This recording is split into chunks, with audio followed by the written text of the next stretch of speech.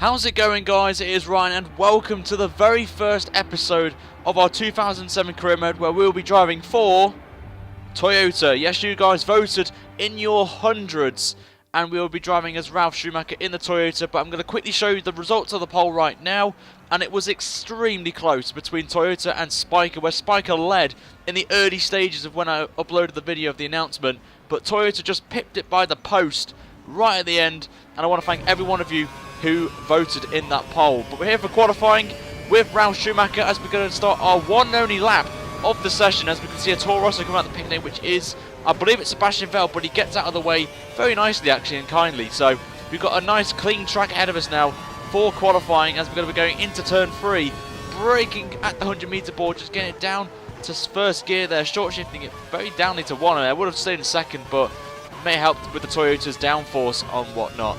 But we're coming into the end of the first sector right now, and it's been a clean first sector, I've got to say, with a 28.5 first sector, which is not too bad there, hitting the apex nicely into the start of the middle sector there, maybe a tad wide, which I would have not liked there, but we'll have to wait and see as we come into the now before the back straight now, braking at 100 meters, clipping the apex once again beautifully. It's been a nice clean lap from us here as we go onto the back straight now to start what I have to say is the difficult last sector.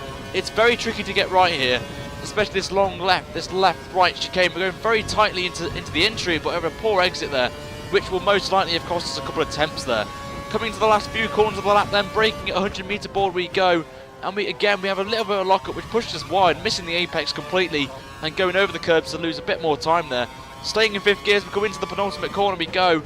Very tricky corner to get right here, but we get it nicely in, maybe miss the apex a bit there. On exit, short shift up to 4th, and a bit of a poor exit from us again with Massa going on pole with a 25.8. What are we going to come up with? It is a 26.270, which puts us provisionally in P3, which I felt was pretty good. Had no idea what the pace was to the rest of the pack, but we're about to see in a short moment's time how that is. So here are the results from qualifying, and we did stay in P3, quite surprisingly, as the rest of the pack there.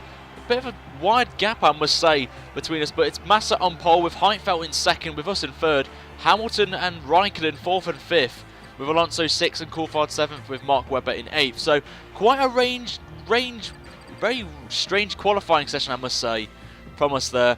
But it's good to be in the top 3. We've got to see what the race is like though, because we don't know if it's going to be raining, it's going to be sunny, we don't know yet. But Massa's getting congratulated by Nick Heidfeld, and we're just happy there to get P3. But now it's time, guys, for the first round of our 2007 career mode. Let's go racing.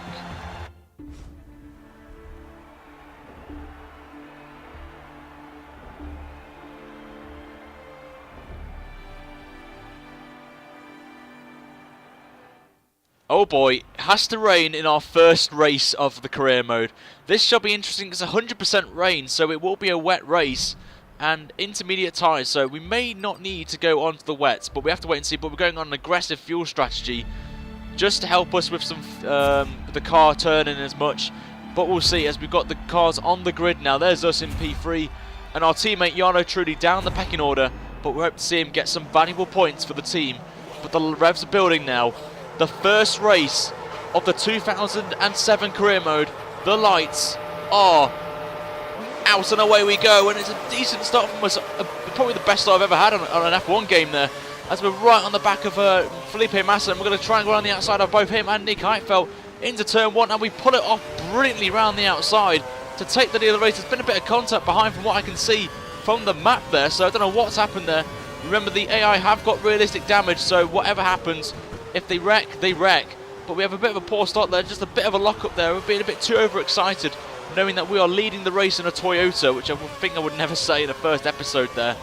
But Raikkonen's up to second place, overtaking his teammate Massa. So Massa and Heidfeld have had a poor start off the line, but we are comfortably ahead there. But we go very wide there and brake really late there. I just did not expect the braking areas to be that early, really. It's like F1 2015 days, but it is raining. Again, we'd be very greedy on the brakes. Then we go wide. Off we go into the gravel trap, but we managed to save it on there. But Kimi Raikkonen will come out of this and take the lead of the race, it seems. He does indeed.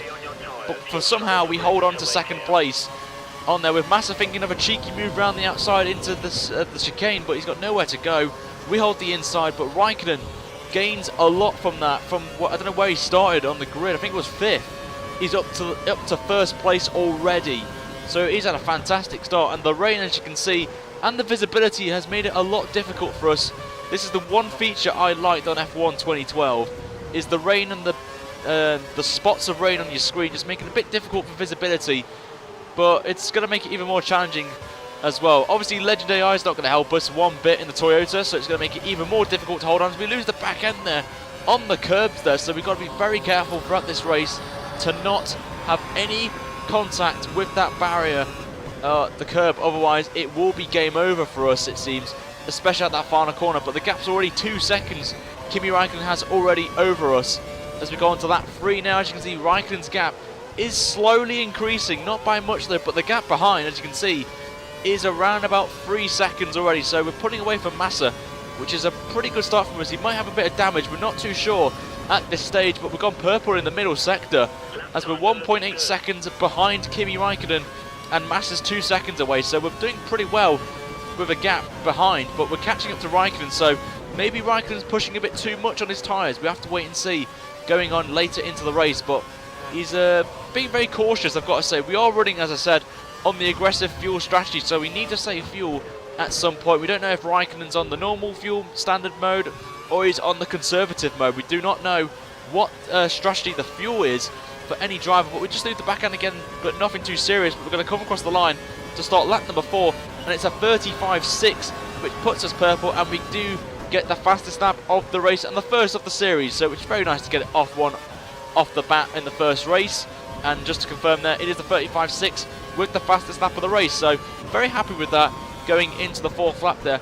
Brake a bit late there, and we have a bit of a lock-up on the front right, but we just about hold it off, not going into the grass there, so very happy with that.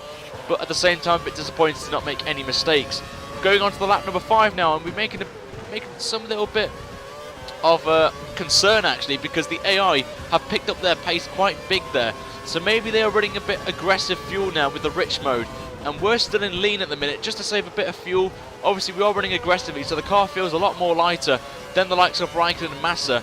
So we need to think about that later on into the stint, if that will hinder us at the end. But anyway, the gap's around about 0.9 of a second to Massa. Raikkonen's gone off. I don't know what he's got in that Ferrari, but he's 4.5 seconds up the road already. So that is something we need to think about going into the later stage of this race. And remember, we will not need to make a pit stop in this, because these Bridgestone tyres that are part of the mod make the tyre wear last long. So you do need to make a pit stop, obviously, if it's in dry conditions, but in the wet conditions, these tyres go on there as we go lock up very wide there, and we lose a position to Massa on that. So we're really struggling in these wet conditions now. We lose the back end once again, which puts into the clutches of Fernando Alonso behind. So we've got to be very careful of him. He was ahead of Lewis Hamilton actually in the McLaren, as Raikkonen sets a 34.9 lap, which is just stunning to see. He's about 7/10 quicker than us on the race run, so something we need to think about going into the later stages of the race. So we need to see how that pans out for us there. But Massa's managed to get through and is up to P2. Alonso's got a lot of pressure from behind. As you can see, there's a massive train of cars, and we'll need to see how it will go on there. But we're going to go on to lap 7 now. As you can see, Alonso's gone into the pits, I believe, so Hamilton is now up to 4th place. So this is going to be interesting to see how the British driver, who obviously in this year made his debut in Formula 1, but we have to wait and see. But very cautiously there, didn't want to put a lot of revs on there. We lose the back end there, as you can see, with massive tank slapper, which will put us now in precarious position with Lewis Hamilton as Raikkonen sets another fastest lap of the race at 34.6. Hamilton's up to P3. We're going to try and late break him into turn 1, which we do so, and hold it around the outside nicely, giving him plenty of room. And we are back up to P3 with Heitfeld now in 5th position, right on the back of Lewis Hamilton there. So we've done very well to hold on to P3. Wasn't really expecting to pull something out of the hat and win this race, but Hamilton's coming back at us there, but just nowhere to go really in turn 4.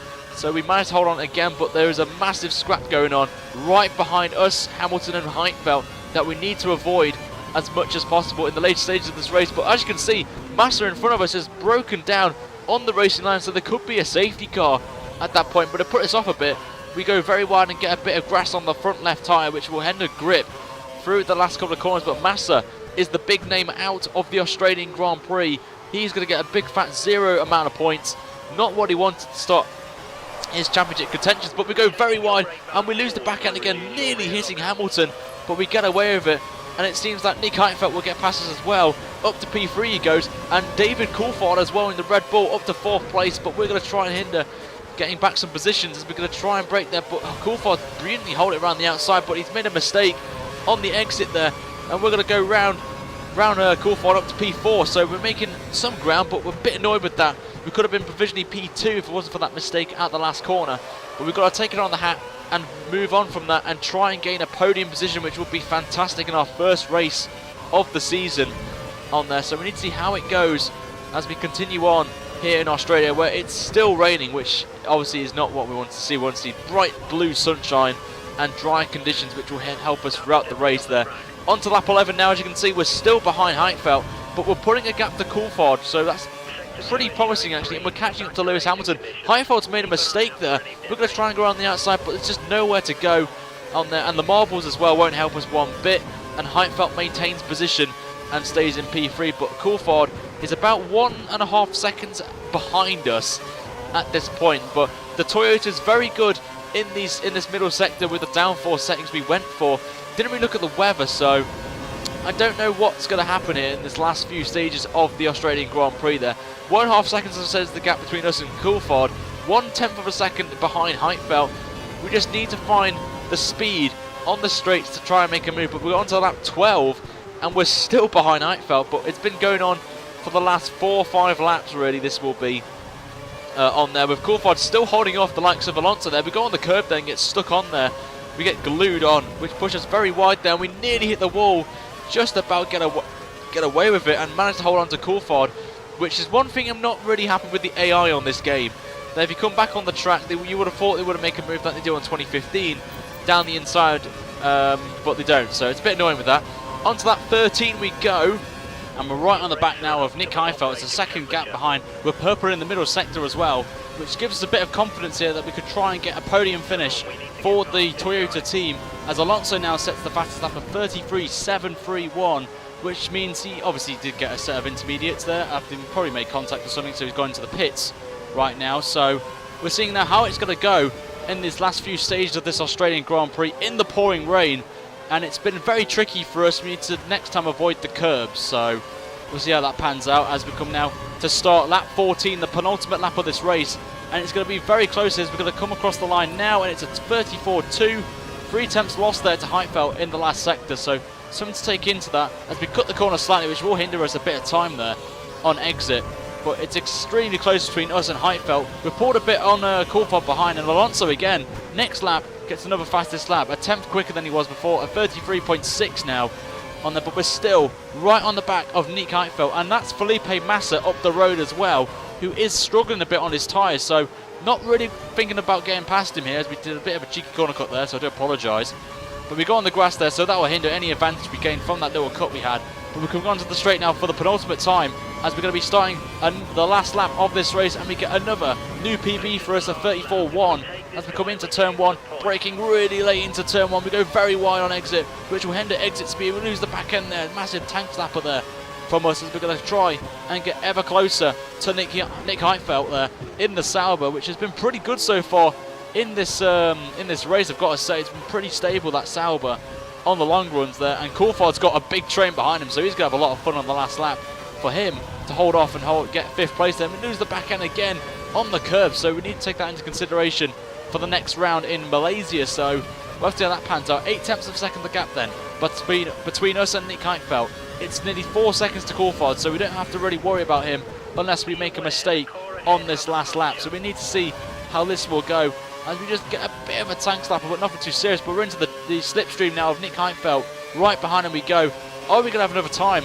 I don't think we will, as we come into the last sector now. We're 2 tenths behind, and we get a alright run, and we get a bit of a snap there midway through the chicane.